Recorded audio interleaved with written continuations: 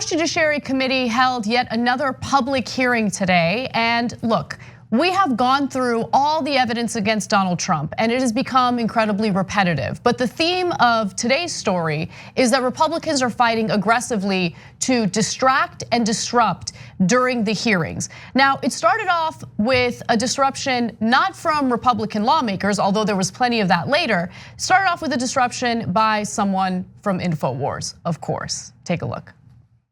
We voted for Donald Trump, and they're simply removing him because they don't like him. Americans are sick of your impeachment scandal. They're sick of the Democrat treason. We know who committed the crimes, and it wasn't Trump. Trump is innocent.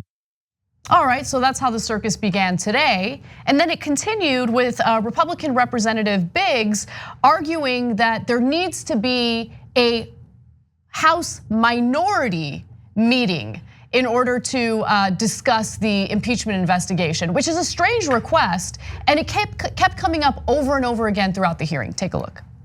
Clause 2J1 of Rule 11 requires you to schedule a minority hearing day, not to consider it, not to meet to discuss it, but to schedule one, and to schedule it at a reasonable time, not after articles have been drawn, not after there's been a vote on articles of impeachment.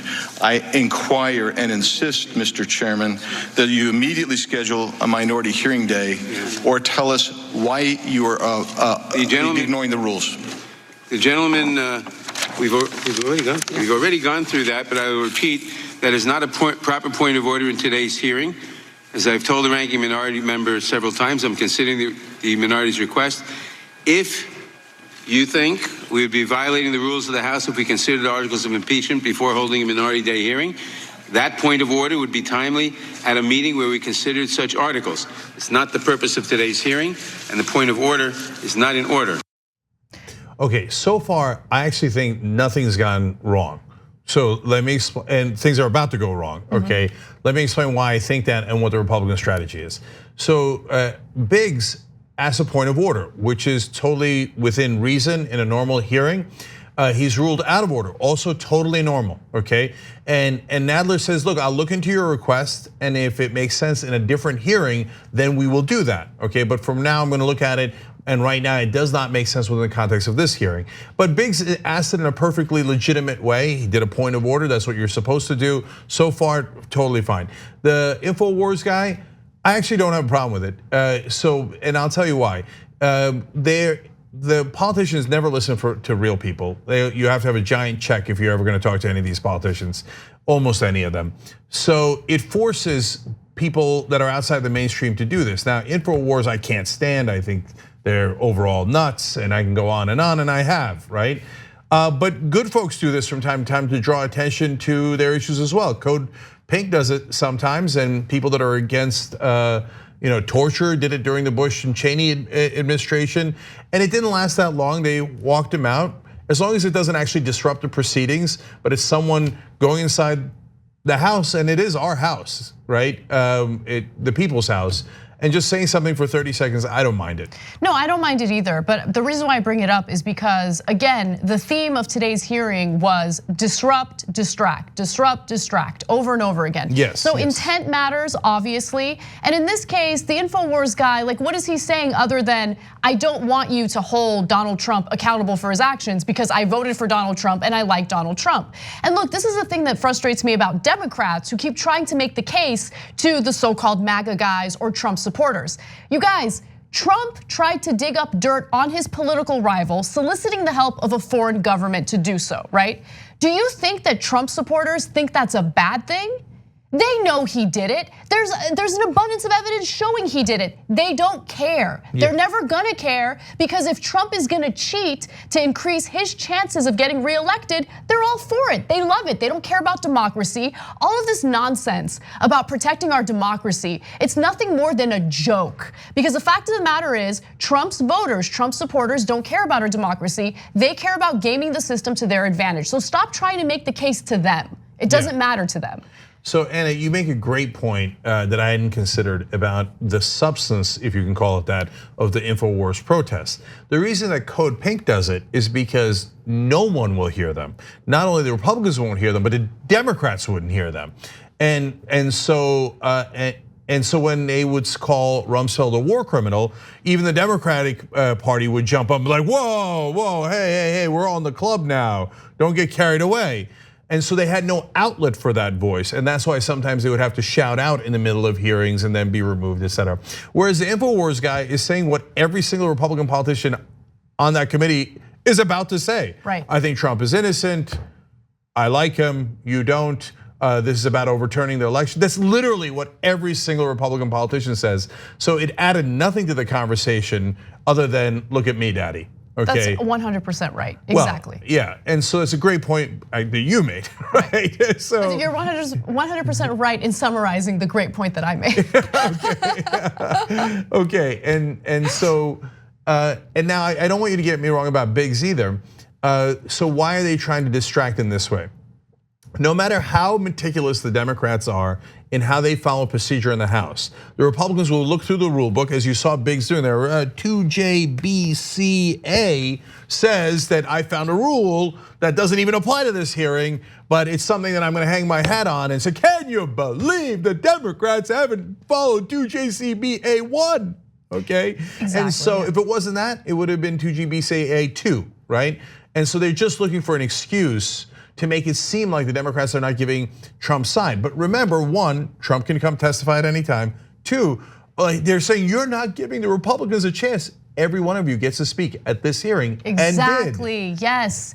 So look, understand, they claim they want this minority hearing. Nadler is not saying, no minority hearing, F off. He's saying this is not the correct hearing to have a discussion about that, but I'm open to the notion of having this type of minority hearing. So let's discuss it when it's appropriate to discuss it, let's move on. But as you see from the hearing today, that issue keeps coming up over and over again, even though it has nothing to do with the substance of the accusations against Trump.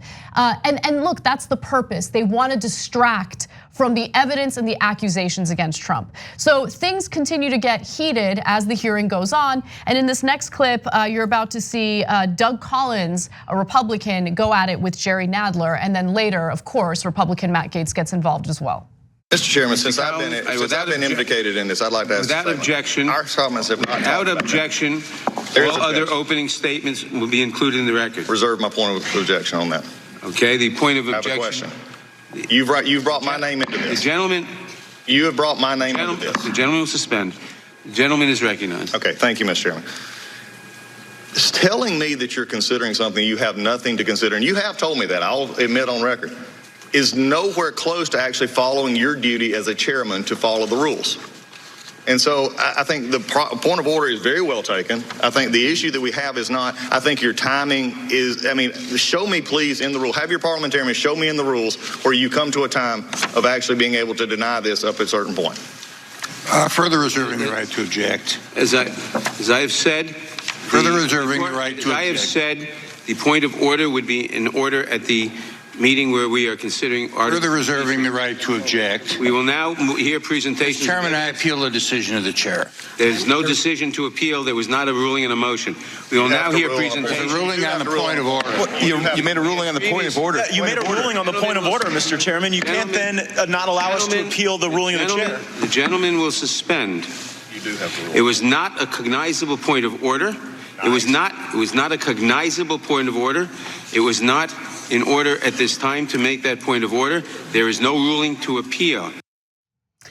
So it just kept going on, and it wastes time. That's exactly what they want. All it does is it wastes time and it distracts. And the second thing that they want is to be able to cry injustice. Like, oh my God, they're so unfair to us. They have not recognized their point of order. You can't talk over the chair. They're also, the last part of this is that they're basically beginning to threaten chaos. Well, we're just not gonna follow any of the rules. So that's why I said in the beginning when they raise a point of order, nothing wrong with that. That's exactly what you're supposed to do, even if we don't agree with their point of order. But once you start talking over the chair, okay, we're devolving into chaos. And remember, Republicans have done this in other contexts, and it was wildly effective, unfortunately. Remember when they got all their lobbyists to pretend to be real voters in Miami-Dade, and they stopped the votes getting counted in Bush v. Gore, and it made all the difference. And so that was, they literally started banging on the door and they created chaos and they scared the vote counters inside until they stopped counting the votes. And it bought them enough time and delay to kick it over to the Supreme Court and have the Supreme Court go, oh, it's too late, we can't count anymore, we're just gonna declare Bush the president. So the reason that Republicans go outside of the rules and laws while pretending that they care about the rules is because it works for them. It's borderline fascism when you go outside the laws and the rules. And unfortunately, it's been encouraged in this country for far too long from only one party. And remember, earlier in this process, during the House Intelligence closed door hearings, Matt Gaetz and other Trump lackeys stormed into the room with their cell phones, which breaks the law as well, right? So like, they're willing to do anything and everything to defend Trump, not because they genuinely think Trump is innocent or he didn't do anything wrong, but because their political career depends on it. So they don't care about selling the American people out. They don't care about selling our Constitution out. They don't care about the criminality behind what Donald Trump has done. All they really care about is their own political careers. And the lies that they're willing to tell just in order to do that, it's just insane. So I'll give you what I think was the biggest example from today. So at one point, there was the Democratic Counsel, his name's Barry Burke. He's asking questions to the Republican Counsel, Stephen Castor. And the issue of Joe Biden serving as Donald Trump's political opponent came up. And take a look at how Castor answers questions about whether or not Biden is indeed Donald Trump's political rival. Sir, would you agree that Joe Biden was a leading Democratic contender to face President Trump in 2020? I wouldn't agree with that. You disagree with it. So, sir, it's your testimony It's too early. that President Trump did not view President Biden to be a legitimate contender. I don't know what President Trump believed or didn't believe, but it's too early. Sir, as part of your inquiry, did you determine whether President Trump tweeted at all about former Vice President Joe Biden between January and July 25th, and how many times? I didn't look at Twitter. I try to stay off Twitter lately. Did you know President Trump tweeted about former Vice President Joe Biden over 25 times between January and July 25th? No, I didn't look at those tweets. So Castor, in his smug tone, is trying to argue that Biden is not a political rival of Donald Trump's. Because truth doesn't matter anymore. So what difference does it make? We can say anything we like. And if that doesn't work, we'll just start interrupting proceedings until you can't go on anymore. Notice that's Gaetz twice. So at the end of the last clip that you saw, that was Gaetz' voice talking over the head of the committee without doing a normal point of order. It was also Gaetz who busted into the room when they were doing the private hearings filled with Republicans already in that room. So it's not like the Republicans were shut out. They had no reason to bust into that room. And so it's basically them saying, we're gonna keep breaking the rules and see what you're gonna do about it. And if you're not gonna do anything about it, we're just gonna keep on doing brazen lies like Joe Biden is not a political rival of Donald Trump. And we will interrupt any proceedings we like and see what we can get away with, and might makes right. That's why I say it's the beginning of fascism, because that's what fascists do until there are no rules and there are no laws left. And the only thing left is people who have grabbed power through force. Thanks for watching the Young Turks, really appreciate it. Another way to show support is through YouTube memberships. You'll get to interact with us more. There's live chat emojis, badges. You've got emojis of me, Anna, John, JR. So those are super fun. But you also get playback of our exclusive member-only shows and specials right after they air. So all of that, all you gotta do is click that join button right underneath the video. Thank you.